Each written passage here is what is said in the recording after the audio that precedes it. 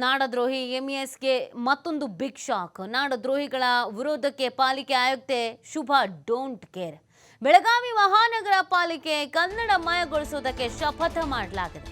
ಬೆಳಗಾವಿ ಮಹಾನಗರ ಪಾಲಿಕೆ ಸಿಬ್ಬಂದಿಗೆ ಕನ್ನಡ ಪಾಠ ಮಾಡಲಾಗಿದೆ. ಆಡಳಿತ ಭಾಷೆ ಜೊತೆಗೆ ವ್ಯವಹಾರಿಕವನ್ನ ಕಲಿಸುವುದಕ್ಕೆ ಪ್ಲಾನ್ ಮಾಡಲಾಗಿದೆ. ಕನ್ನಡ ಕಡ್ಡಾಯ ಆದೇಶ ಪರಿಣಾಮಕಾರಿ ಅನುಷ್ಠಾನಕ್ಕೆ ಸಿದ್ಧತೆ ಮಾಡಿಕೊಳ್ಳಲಾಗಿದೆ.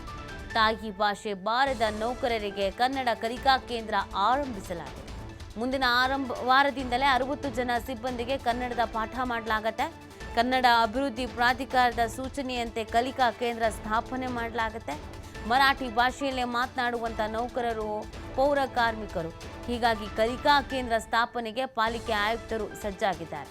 ನಿನ್ನೆಯಷ್ಟೇ ಪಾಲಿಕೆಯ ಪರಿಷತ್ ಸಭೆಯಲ್ಲಿ ಎಂಇಎಸ್ ಪುಂಡಾಟವನ್ನು ಮಾಡಿದರು. ಈ ಕೆಲಸ ಆಗಬೇಕಾಗಿತ್ತು ಮುಂಚಿತವಾಗಿ, ಈಗ ಆಗ್ತಾ ಇದೆ ಅನ್ನೋದು ಹೆಮ್ಮೆಯ ವಿಚಾರ. ಯಾಕಂದರೆ ನಾಡದ್ರೋಹಿ ಎಂಇಎಸ್ ಪುನಃ ಬಾಲ ಬೀಸ್ತಾ ಇತ್ತು. ಸೊ ಅದಕ್ಕೆ ಆಯುಕ್ತೆ ಶುಭಾ ಇದೀಗ ಡೋಂಟ್ ಕೇರ್ ಅಂತ ಹೇಳ್ತಾ ಇದ್ದಾರೆ. ಬೆಳಗಾವಿ ಮಹಾನಗರ ಪಾಲಿಕೆ ಕನ್ನಡಮಯಗೊಳಿಸೋದಕ್ಕೆ ಏನು ಮಾಡಬೇಕು? ಕ್ಲಾಸಸ್ ಮಾಡಬೇಕಾ? ನಡೀರಿ, ಕ್ಲಾಸಸ್ಸಲ್ಲಿ ಕೂತ್ಕೊಳ್ಳಿ. ಆಡಳಿತ ಭಾಷೆ ಜೊತೆಗೆ ವ್ಯಾವಹಾರಿಕವನ್ನು ಕಲಿಸೋದಕ್ಕೂ ಕೂಡ ಇದೀಗ ಪ್ಲ್ಯಾನನ್ನು ಮಾಡ್ಕೊಳ್ತಾ ಇರೋದು. ಇದು ಎಂಇಎಸ್ಸಿಗೆ ಇನ್ನೊಂದು ಬಿಗ್ ಶಾಕ್. ನಾಡದ್ರೋಹಿಗಳ ವಿರೋಧಕ್ಕೆ ಪಾಲಿಕೆ ಆಯುಕ್ತೆ ಶುಭಾ ಡೋಂಟ್ ಕೇರ್ ಅಂತ ಹೇಳ್ತಿದ್ದಾರೆ. ಪಾಲಿಕೆ ಆಯುಕ್ತೆ ಶುಭಾ ಅವರು ಯಾರಿಗೂ ಹೆದರ್ತಾ ಇಲ್ಲ.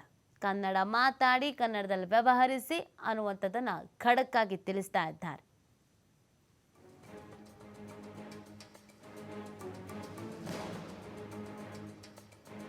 ಈ ಬಗ್ಗೆ ಮತ್ತಷ್ಟು ಮಾಹಿತಿ ನೀಡ್ತಾರೆ ನಮ್ಮ ಪ್ರತಿನಿಧಿ ಶ್ರೀಧರ್. ಲೈವ್ನಲ್ಲಿ ಜಾಯ್ನ್ ಆಗ್ತಾರೆ ಬೆಳಗಾವಿಯಿಂದ. ಶ್ರೀಧರ್, ನಿಜವಾಗ್ಲೂ ಈ ಕೆಲಸ ಯಾವಾಗಲೂ ಆಗಬೇಕಾಗಿತ್ತು, ಬಟ್ ಈಗಲಾದರೂ ಆಗ್ತಾ ಇದೆ ಅನ್ನೋದು ಖುಷಿ ತರ್ತಾ ಇರುವಂಥ ಸುದ್ದಿ. ಈ ಮುಖಾಂತರವಾಗಿ ಎಂಇಎಸ್ಗೆ ಯಾವ ಥರ ಮುಖಭಂಗ ಆಗ್ತಾ ಇದೆ ಮತ್ತೆ?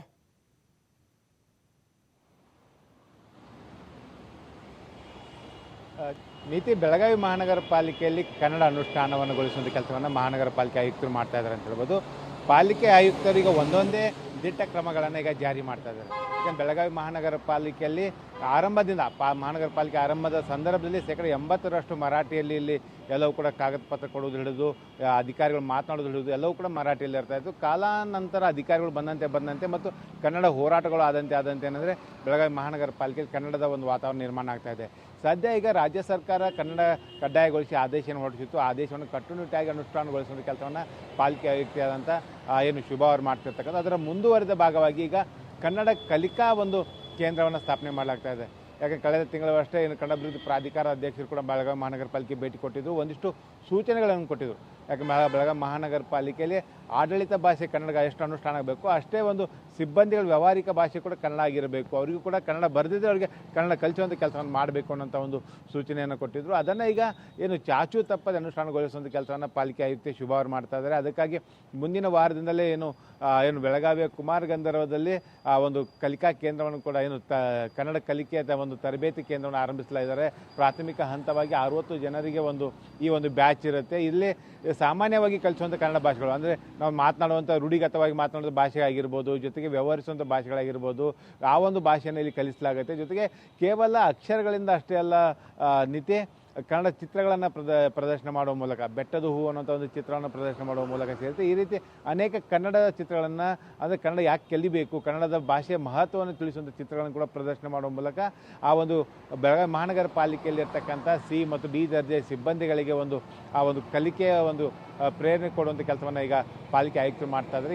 ಈಗಾಗಲೇ ಯಾಕಂದರೆ ಮಹಾನಗರ ಪಾಲಿಕೆ ಆಯುಕ್ತರ ಕನ್ನಡ ಕಡ್ಡಾಯ ಆದೇಶ ಏನಿದೆ, ಆ ಆದೇಶವನ್ನು ಅನುಷ್ಠಾನಗೊಳಿಸಿರ್ತಕ್ಕಂಥ ಹಿನ್ನೆಲೆಯಲ್ಲಿ ಎಂಇಎಸ್ ನಾಡದ್ರೋಹಿ ಪುಂಡರು ಇದಕ್ಕೆ ವಿರೋಧವನ್ನು ವ್ಯಕ್ತಪಡಿಸುವಂಥ ಕೆಲಸವನ್ನು ಮಾಡಿದರು. ಜೊತೆಗೆ ಎಂಇಎಸ್ ಪುಂಡರ ಒಂದು ವಿರೋಧಕ್ಕೆ ಯಾವುದೇ ರೀತಿಯ ಡೋಂಟ್ ಕೇರ್ ಮಾಡದೆ ಪಾಲಿಕೆ ಆಯುಕ್ತ ಶುಭಾ ಅವರೀಗ ಮತ್ತೊಂದು ದಿಟ್ಟ ಕ್ರಮವನ್ನು ತೆಗೆದುಕೊಳ್ತಾ ಇದ್ದಾರೆ. ಅದರ ಭಾಗವಾಗಿ ಇದು ಕನ್ನಡ ಕಲಿಕಾ ಕೇಂದ್ರ ಆರಂಭ ಆಗ್ತಾ ಇದೆ. ಈ ಮೂಲಕ ಏನಂದರೆ ಬೆಳಗಾವಿ ಮಹಾನಗರ ಪಾಲಿಕೆಯಲ್ಲಿ ಅದು ಯಾವುದೇ ದರ್ಜೆ ಅಧಿಕಾರಿ ಆಗಿರ್ಬೋದು, ಅವರ ಆಡಳಿತ ಭಾಷೆ ಆಗಿರ್ಬೋದು, ಜೊತೆಗೆ ವ್ಯಾವಹಾರಿಕ ಭಾಷೆ ಆಗಿರೋ ಅದನ್ನು ಕನ್ನಡವನ್ನು ಮಾತಾಡಲೇಬೇಕು. ಆ ಒಂದು ಪ್ರಯತ್ನ ಈವರೆಗೆ ಯಾವುದೇ ಈ ಹಿಂದಿನ ಅಧಿಕಾರಿ ಮಾಡಿರಲಿಲ್ಲ. ಈ ಹಿಂದೆ ರವಿಕುಮಾರ್ ಅವರಿದ್ದಾಗ ಎಂಇಎಸ್ನ ಒಂದು ಪ್ರಾಬಲ್ಯತೆ ಅದನ್ನು ಬಗ್ಗು ಬಡಿಯುವಂಥ ಕೆಲಸ ಮಾಡಿದ್ರು. ತದನಂತರ ಇದು ಬೆಳಗಾವಿ DC ಆಗಿರ್ತಕ್ಕಂಥ ಎನ್ ಜಯರಾಮ್ ಆಗಿರ್ತಿದ್ರು. ಅವರು ಕೂಡ ಬೆಳಗಾವಿ ಕನ್ನಡ ವಾತಾವರಣವನ್ನು ಸೃಷ್ಟಿಸುವ ಮಹತ್ವದ ಪಾತ್ರವನ್ನು ನಿರ್ವಹಿಸಿದರು. ಆ ಒಂದು ಹಿರಿಯ ಅಧಿಕಾರಿಗಳು ಹಾಕಿಕೊಟ್ಟಂಥ ಒಂದು ಮಾರ್ಗದರ್ಶನವನ್ನು ಈಗ ಆನಂತರ ಬಂದಂಥ ಅಧಿಕಾರಿಗಳನ್ನು ಮುಂದುವರ್ಸ್ಕೊಂಡು ಹೋಗ್ತಾ ಇದ್ದಾರೆ. ಈಗ ಶುಭಾ ಅವರ ಈ ಒಂದು ಕಾರ್ಯ ಏನಿದೆ, ಒಂದು ಕಡೆ ಕನ್ನಡಿಗರ ಒಂದು ಮನಸ್ಸು ಗೆಲ್ಲುವಂಥ ಕೆಲಸ ಆದರೆ, ಮತ್ತೊಂದು ಕಡೆ ನಾಡದ್ರೋಹಿ MESಗೆ ಈಗ ಈ ಒಂದು ಪಾಲಿಕೆಯಲ್ಲಿ ಕನ್ನಡ ಅನುಷ್ಠಾನಗೊಳಿಸ್ತಿರ್ತಕ್ಕಂಥದ್ದು ಏನು ನುಂಗಲಾರದ ಬಿಸಿ ತುಪ್ಪವಾಗಿ ಈಗ ಪರಿಣಮಿಸಿದೆ. ನೀತಿ. ಥ್ಯಾಂಕ್ ಯು ಶ್ರೀಧರ್ ತಮ್ಮೆಲ್ಲ ಡೀಟೇಲ್ಸ್ಗಾಗಿ.